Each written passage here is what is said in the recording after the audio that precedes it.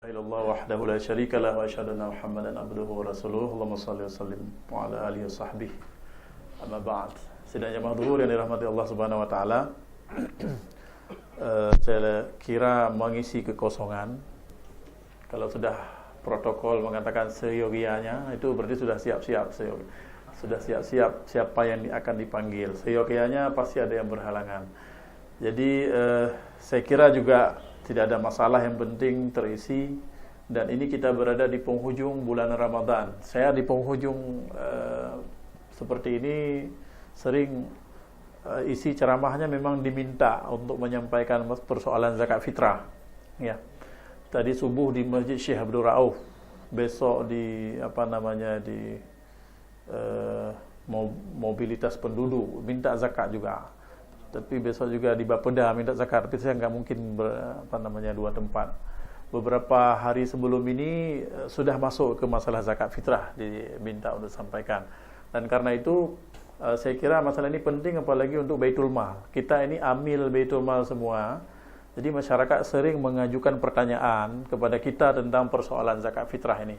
Paling tidak menurut saya sedikit banyak harus dikuasai lah, walaupun tidak kepada masalah-masalah yang sangat detail. Amil Baitul Mal mesti paham tentang zakat fitrah atau zakat mal secara umum.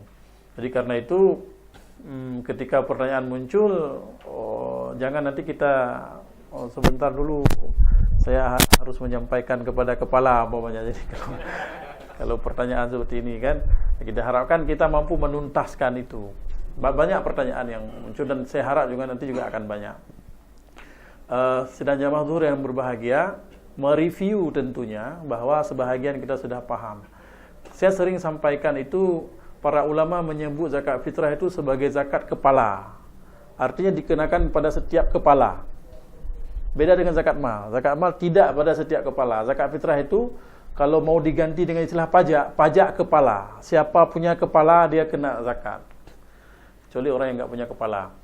Jadi semua itu adalah zakat fitrah dikenakan. Sehingga dalam definisi zakat fitrah itu, berdasarkan hadis Nabi sallallahu alaihi wasallam itu, kita lihat semuanya disebutkan oleh Nabi berdasarkan Abu Hurairah. An Abi Hurairah radhiyallahu anhu qala, farada Rasulullah sallallahu alaihi wasallam zakatal fitri min Ramadan, ya, sa'an min tamrin atau sa'an min sya'irin ala kulli hurrin aw 'abdin dzakarin aw untha, kabirin aw saghirin minal muslimin. Jadi zakat fitrah itu diwajibkan atas semua orang, maka disebut kepala tadi, satu sa' atas setiap orang Islam yang merdeka dan budak, atas setiap orang Islam laki-laki dan perempuan, atas setiap orang Islam itu kecil dan besar, dewasa dan anak kecil, bahkan bayi sekalipun, itu dikenakan. Ya, itu sebagai dasar hukumnya. Ada sejumlah hadis Nabi sallallahu alaihi wasallam bercerita tentang ini, dan ini lebih lumayan lengkap. Ada 6 penggolongan disebutkan orang yang wajib mengeluarkan zakat fitrah. Karenanya sidang jamaah yang berbahagia, tidak ada orang Islam yang tidak mengeluarkan zakat fitrah. Makanya mudah untuk mendeteksi zakat fitrah, menginventarisir atau melihat berapa potensi zakat fitrah Aceh. Aceh punya penduduk 5 juta misalnya, maka 5 juta kali 1 sa'. Berapa 1 sa'? 1 sa', ini sudah sampai kepada pembahasan sa'. 1 sa', sa'an min tamrin, adalah ketika orang Aceh mencoba-coba menyukat, karena makanan sering diukur dengan sukatan. Nah, ketika disukat, maka jatuhlah sukatan orang Aceh itu 1 bambu setengah ditambah 1 genggam. Tambahan 1 genggam itu untuk menghindari kekurangan. Todepu hanagat sip pokoknya. Ya.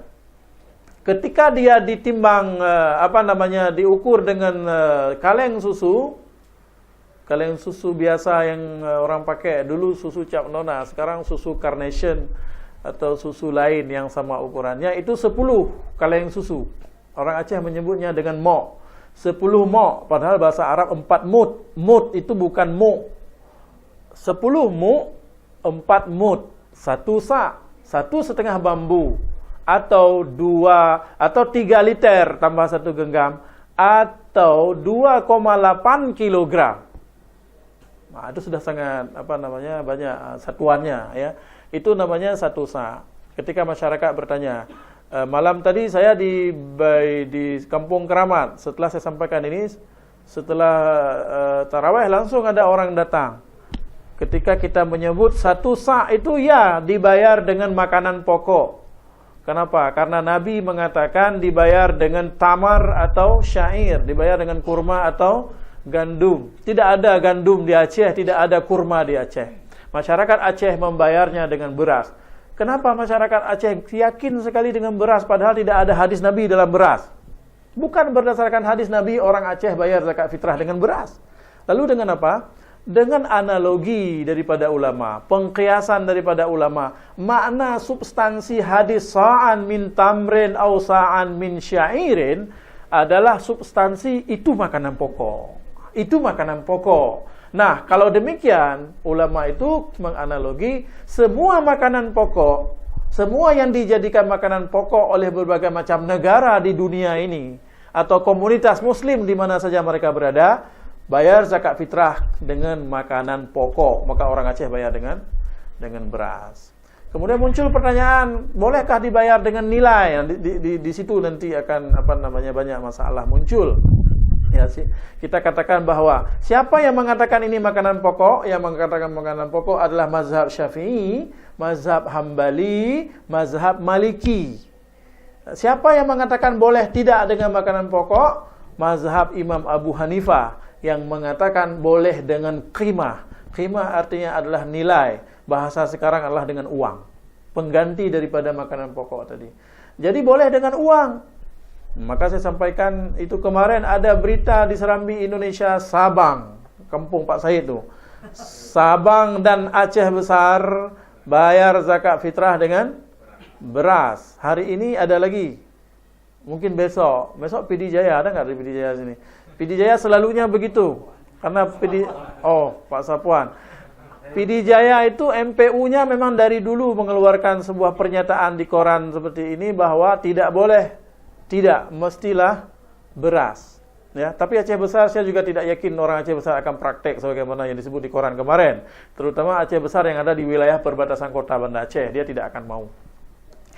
Banda Aceh itu toleran, boleh dengan qimah. Maka diumumlah dengan qimah bagi Anda yang memakan beras tipe 1, maka zakatnya senilai dengan Rp49.000. Tipe 1 adalah beras piring nasi.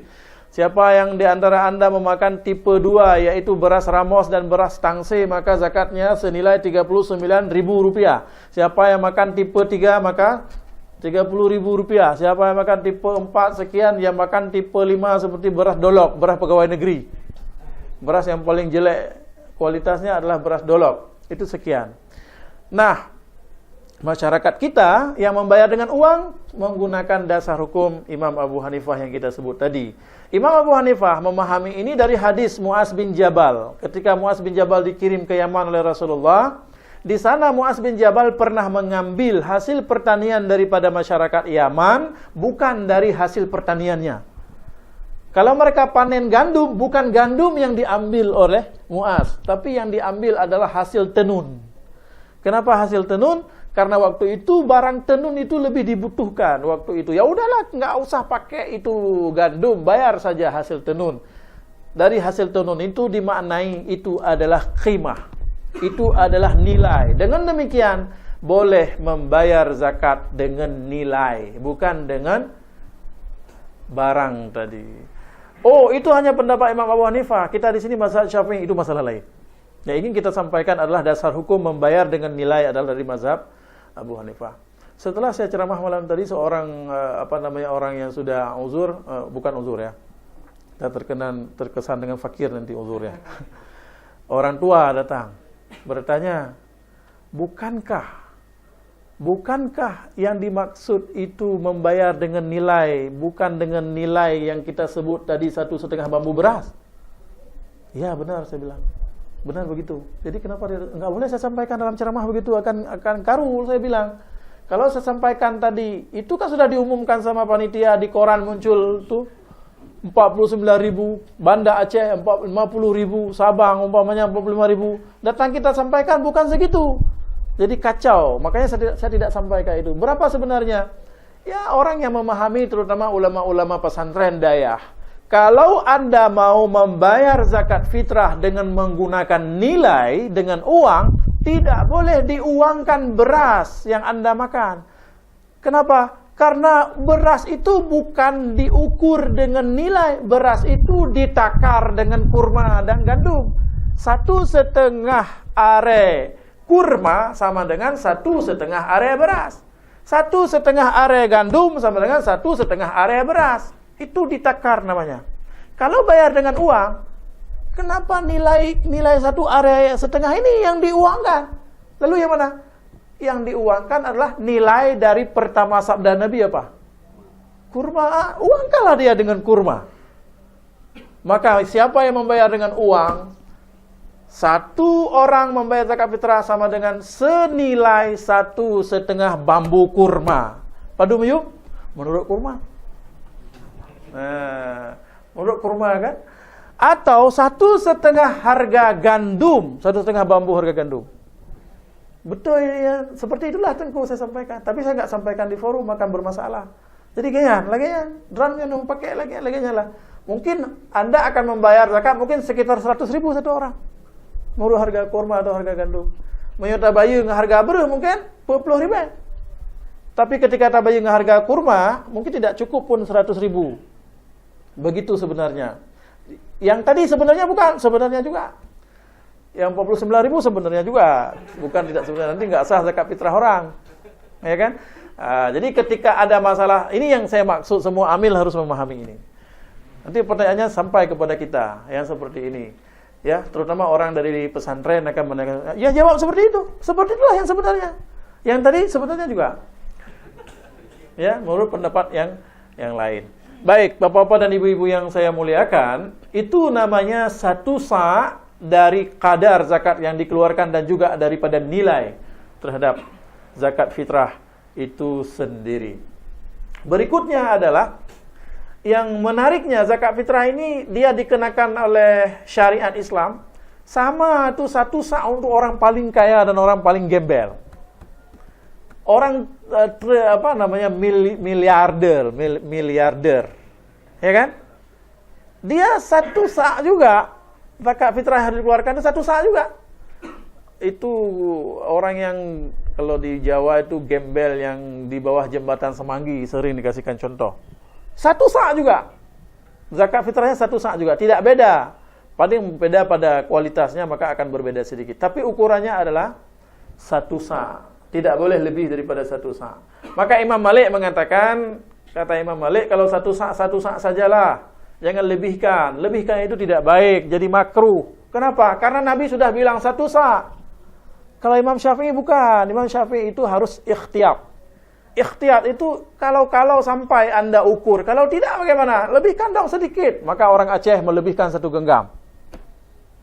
Itu namanya prudensial. Ya, orang Aceh takut-takut. Sama seperti ilustrasi di ambil udu ini sering saya sampaikan. Kalau siku batasnya di sini siku. Tapi kenapa dicuci sampai ke sini? Takut-takut tidak habis kena. Ya.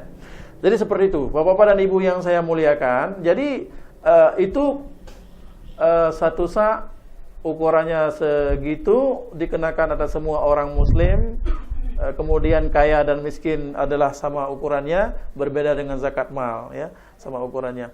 Kemudian diberikan kepada siapa? Saya ulang lagi, nanti mungkin muncul juga pertanyaan kepada bapak-bapak dan ibu-ibu. Mari sama-sama kita jawab bahwa zakat fitrah itu diutamakan kepada fakir miskin berdasarkan hadis Nabi sallallahu alaihi wasallam. Ujung daripada hadis farada Rasulullah SAW zakat al-fitri fi Ramadan ala kulli hurin aw 'abdin tuhratan lis-shaimin wa tu'matan lil masakin.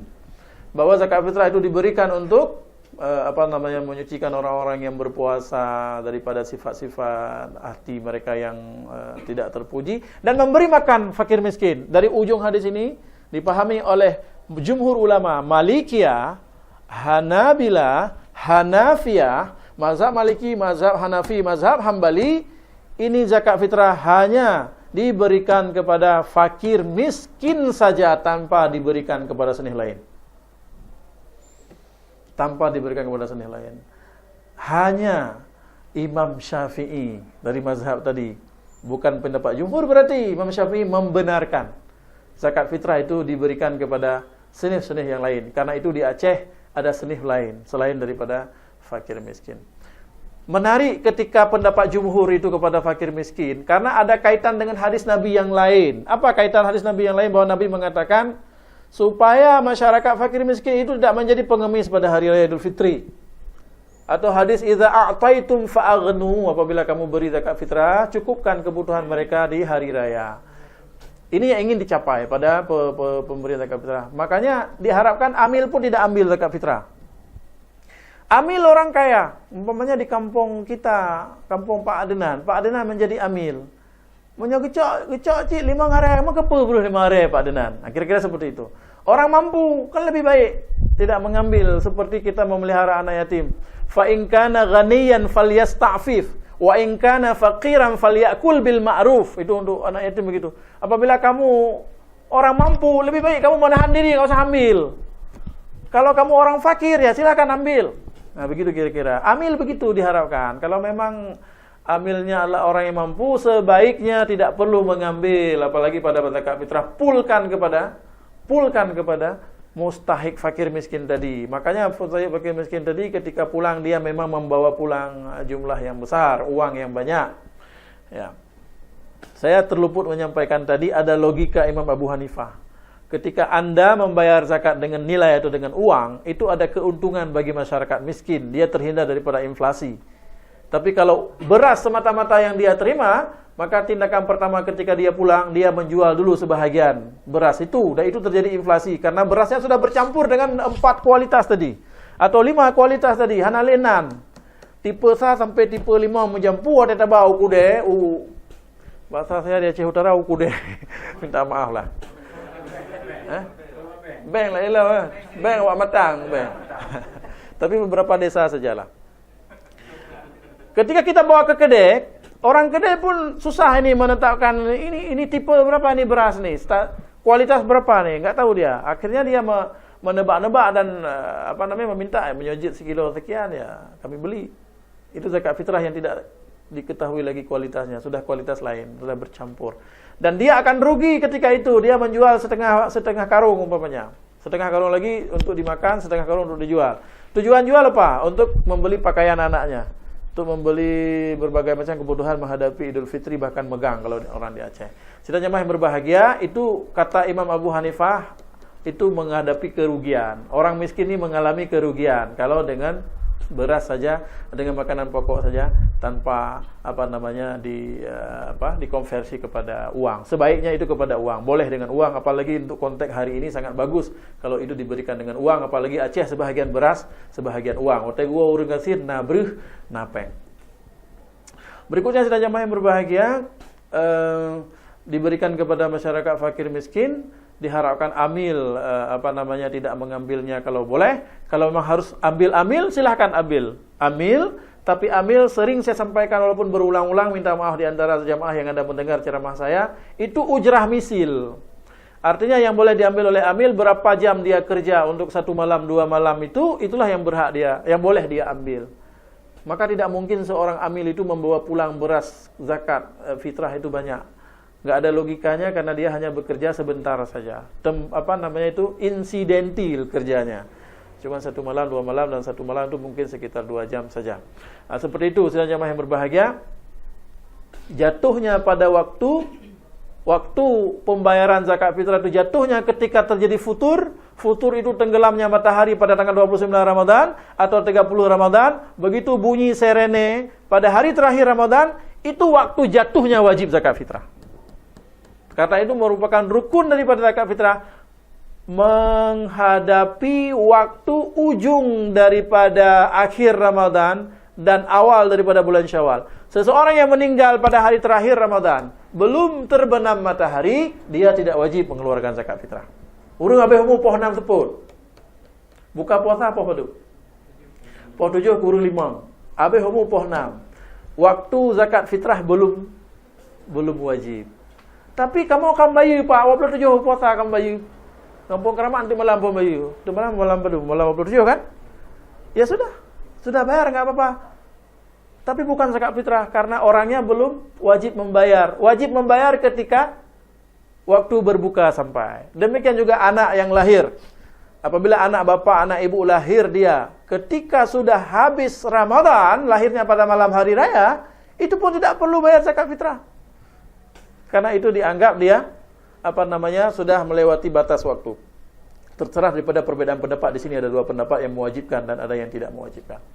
Baik, kemudian sidang jamaah zuhur yang dirahmati Allah Subhanahu wa taala, penting bagi kita untuk mengetahui sepintas lalu saja tentang zakat fitrah seperti ini. Yang sering muncul pertanyaan, saya kira pertanyaan di antara Bapak juga akan muncul, nanti saya tidak sampaikan lagi, pasti akan ditanyakan. Ada yang mau saya sampaikan, tapi saya kira ini akan menjadi pertanyaan. Saya kira demikian, saya kembalikan kepada moderator. Ya Pak, zakat fitrah mungkin Bapak-Bapak yang lain yang menanyakan. Bagaimana kita menetapkan zakat untuk zakat emas? Sepengetahuan saya, kalau saya tidak salah baca, itu 83 gram. 83 gram dia sudah wajib zakat. Nah, yang terus kriterianya adalah sampai nisabnya dan sampai haulnya gitu. Yang menjadi pertanyaan saya adalah apabila emas itu 83 gram atau kita punya 85 gram umpamanya Pak.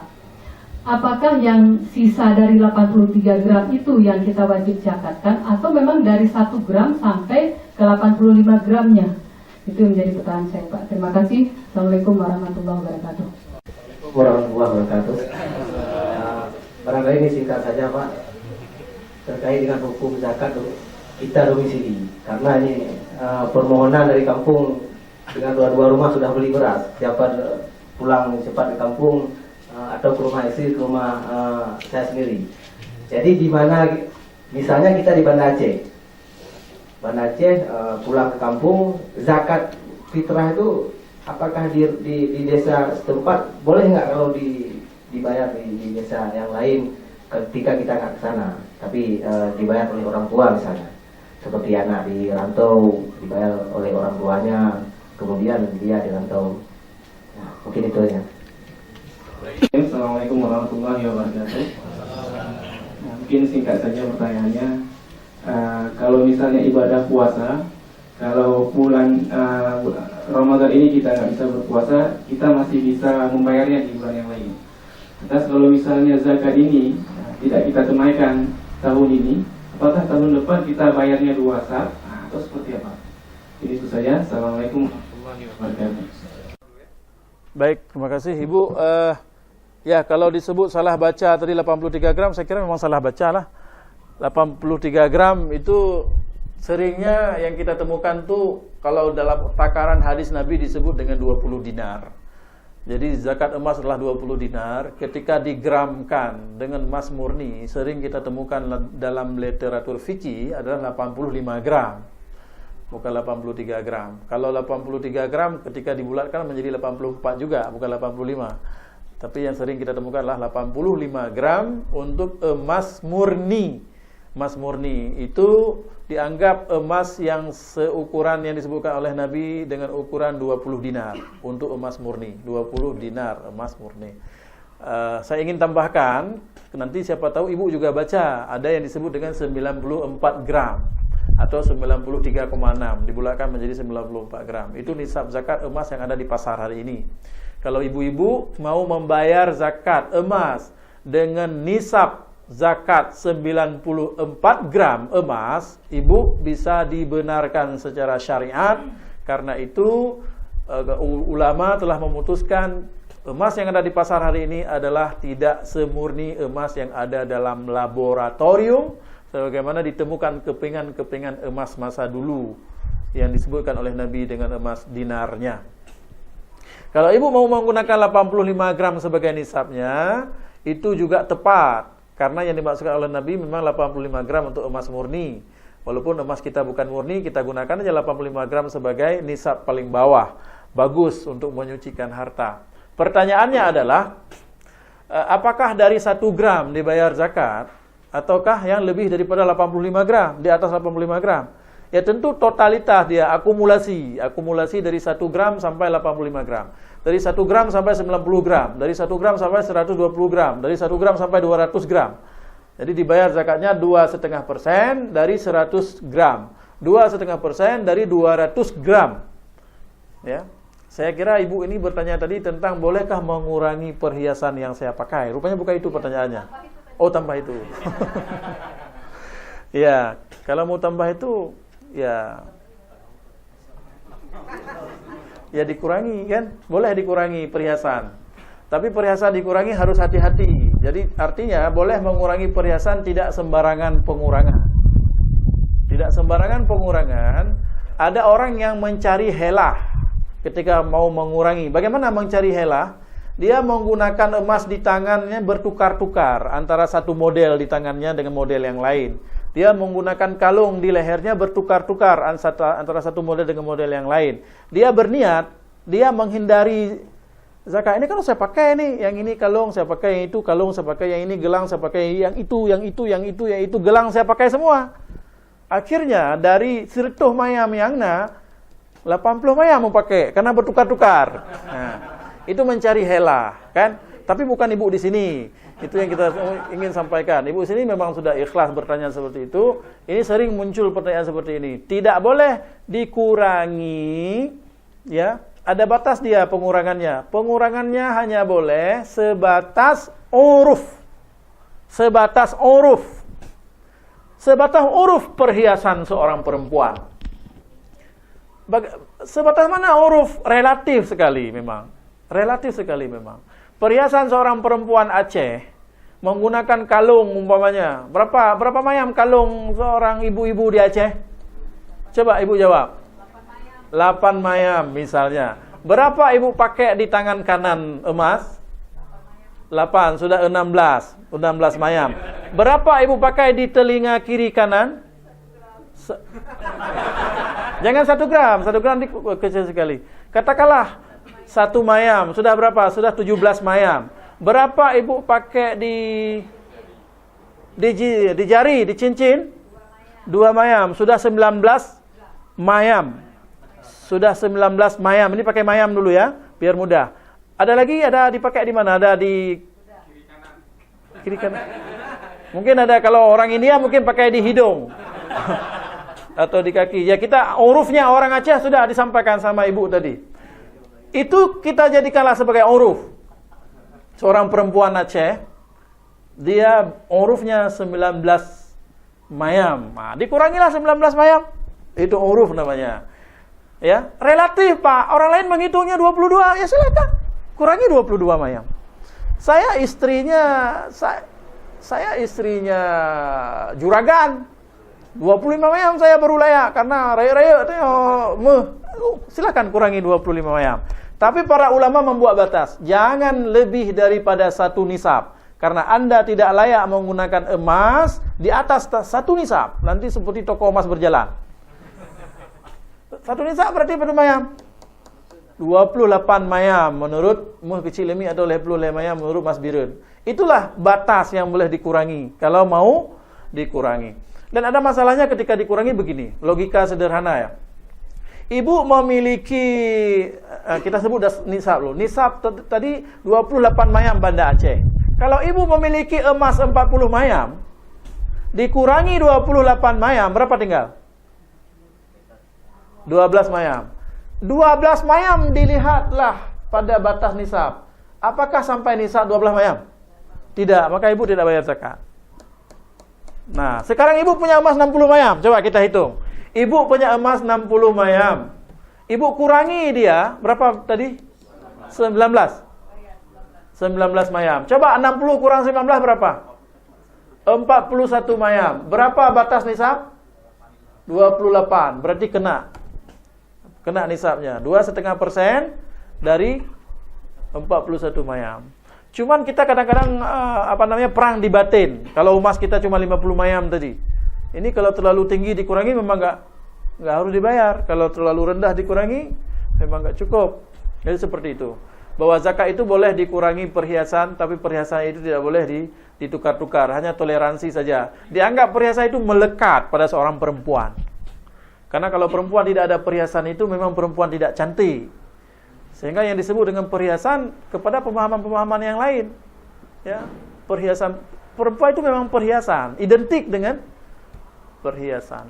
Jadi seperti itu sehingga dikurangi itu dibenarkan. Ya, saya kira demikian Ibu. Kemudian pertanyaan daripada Bapak, itulah yang saya maksud tadi, yang saya simpan itu yang ditanya. Sebab memang sering muncul pertanyaan ini, terutama anak-anak rantau, pegawai-pegawai yang bekerja di Banda Aceh tapi keluarganya di Abdia. Sebagai contoh. Atau di Medan dan sebagainya. Jadi muncul pertanyaan, siapa yang berhak membayar zakat saya? Ya kita sendiri yang bayar zakat kita. Kita sudah punya tanggungan kita terhadap diri sendiri dan terhadap orang yang menjadi tanggungan kita bayar zakatnya. Di mana kita bayar? Itu tunduk kepada hadis umum yang saya sering baca, tu'khazu min aghniyahim wa turaddu 'ala fuqaraihim. Itu zakat mal begitu, zakat fitrah begitu. Kenapa begitu? Karena tanggung jawab sosial kita di sini. Kita kerja di sini, kita kerja di Banda Aceh, maka zakatnya kita di Banda Aceh karena tanggung jawab sosial kita di Banda Aceh, jangan bawa pulang ke Abdia misalnya seperti itu. Tapi kalau misalnya orang tua tadi kan ada kasus, ini kasus namanya. Orang tua saya sudah menyiapkan beras kepada anaknya yang dirantau. Jadi ketika kita bilang, ayah, saya sudah bayar zakat di Banda Aceh, gak apa-apa, bayar aja di sana, di sini juga dibayar. Itu ayah yang baik. Kan begitu. Tapi mana yang dihitung zakat fitrah? Yang kita bayar sendiri di sini, yang di sana dihitung sebagai sedekah. Kalau di sini tidak kita bayar, di sana dibayar, di sana yang dihitung sebagai zakat fitrahnya. Karena zakat fitrah itu enggak dihitung double. Zakat fitrah itu tak dihitung satu. Di sana sebab sudah diniat zakat fitrah, di sana diniat zakat fitrah, di sini diniat zakat fitrah. Tapi yang hanya bisa diterima kan satu porsi zakat fitrah. Maka yang menjadi tanggungan kita adalah di sini, ya. Maka tidak ada alasan orang yang bekerja di Banda Aceh. Ketika saya ceramah di bank kemarin, kita mau pulang ini. Apa halangannya kalau memang kita pulang? Kita pulang 27 Ramadan atau 26 Ramadan. Apa halangannya ketika zakat harus dibayar pada tanggal 28? Kan ada orang yang bisa kita titip. Apa masalahnya? Sehingga repot sekali kalau orang kampung untuk membayar. Itu naik sekali alasannya. Tinggal dititip, tolong sampaikan zakat fitrah saya. Atau kalau bukan kepada orang, bukan kepada tetangga, langsung kepada Tengku Imam yang menerima zakat fitrah di kampung itu, Pak Imam, saya mau pulang kampung, tapi waktu zakat fitrah belum dibuka. Sekarang saya titip zakat fitrah saya. Perlu saya lafazkan apa sekarang? Biar saya lafazkan. Fitrah juga Tengku atau apa umpamanya kan? Nah, ini juga bahagian daripada yang ingin kita sampaikan, bahwa pengucapan lafaz itu hanya sebagai kesempurnaan, tidak diucapkan pun tidak apa-apa. Kita angguk-angguk saja begini, umpamanya kita serahkan, itu sudah ijab kabul. Makna ijab kabul seperti itu. Ijab diserahkan, kabul diterima. Tidak diucapkan apa-apa, itu sudah zakat fitrah. Apalagi memang majelis penerimaan zakat fitrah. Kita datang ke situ mau apa? Bukan mau nikah, pasti mau zakat fitrah. Pasti zakat fitrah. Karena itu tidak diucapkan pun tidak ada masalah. Cuman lebih meyakinkan. Apalagi di kampung, Tengku Imam kampung, mau Yohana mengayun jaro umpamanya 3 nyompak jaket fitrah ulun tuan yang kagak wajib oleh Allah. Baktunyo 6 raureng. Ya kan? Lom pulang ke Tengku. Lom serah bak Tengku. Bacut silap kan lagi benar kagak perbaiki lah ucapan. Katua mukun umpamanya katua mukun 6 raur. Apakah wajib? Tidak. Lon nyompak lekut fitrah ulun tuan, hana mukun, hana apa wajib. Apakah 6 raur harus perbaiki? Tidak perlu perbaiki. Itu. Jadi untuk kesempurnaan saja ya, seperti ucapan akad nikah jugalah.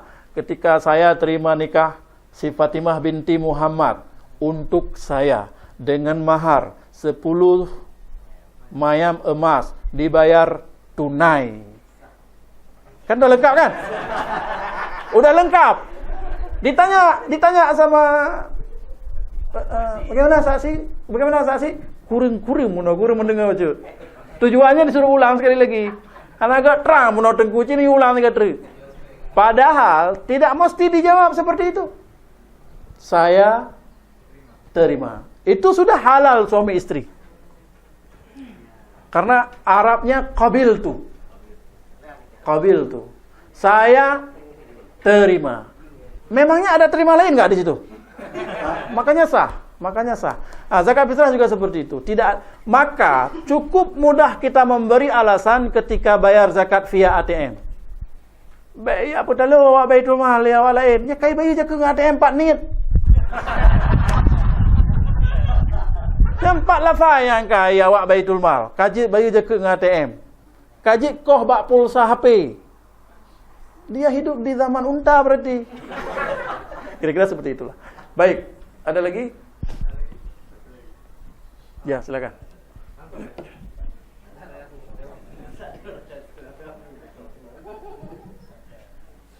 Bismillahirrahmanirrahim. Assalamualaikum warahmatullahi wabarakatuh. Mungkin singkat saja pertanyaannya. Kalau misalnya ibadah puasa, kalau bulan Ramadan ini kita nggak bisa berpuasa, kita masih bisa membayarnya di bulan yang lain. Terus kalau misalnya zakat ini tidak kita tunaikan tahun ini, apakah tahun depan kita bayarnya 2 sak atau seperti apa? Ini itu saja. Assalamualaikum warahmatullahi wabarakatuh. Ya. Salam. Biasa guru saya memang payah-payah doanya. Saya pernah menemukan begini ya. Zakat fitrah itu tadi juga luput saya sampaikan. Waktu pengeluarannya adalah qabla khurujin nas ila shalah. Sebelum orang-orang itu keluar untuk menunaikan salat Idul Fitri. Maka batas terakhir bayar zakat fitrah itu sebelum salat. Kagedang tungkuimu mbak mihrab gumong Allahu Akbar golam ke Allah, itulah dia batas terakhir bayar zakat fitrah. Batas waktu. Ya? Nah, setelah itu dibayar, itu bukan lagi zakat fitrah. Saya dapatkan dalam bacaan saya, setelah salat Id dibayar, itu hukumnya sudah makruh sebagai zakat fitrah. Besoknya dibayar sudah haram sebagai zakat fitrah. Nah, pertanyaannya adalah tahun depan. Kan? Bagaimana tahun depan? Ya saya kira hari kedua saya sudah haram, bagaimana tahun depan? Ya kan? Mungkin nanti ada orang yang mengelogikakan begini. Ada logika begini. Saya sering sampaikan juga pada zakat mal. Orang yang memata wa alaihi zakah, orang yang mati tidak sempat bayar zakat, dihitung sebagai hutang. 3 tahun, 5 tahun, 6 tahun dia dianggap hutang dan dia harus membayar hutang itu. Dirapel. Nah, ketika kita membawa logika ini kepada zakat fitrah, itu juga bisa diterima. Dia harus merapel zakat fitrahnya, kan seperti itu. Mungkin ini adalah alasan yang lemah. Yang saya temukan tadi adalah seperti itu. Makanya kan hampir tidak ada orang yang nggak bayar zakat fitrah, walaupun dia pencuri atau dia pemabuk. Wanai puasa, haji bandit. Tapi ketika Ramadan kara abe, dia ingat ada zakat fitrah yo. Atau bukan dia, tapi mamanya, ibunya dia bayar. Anu long mamanya bandit, dia bayar. Dia niatkan tadi 8 orang anaknya, dia niatkan yang pencuri itu, yang bandit tadi itu.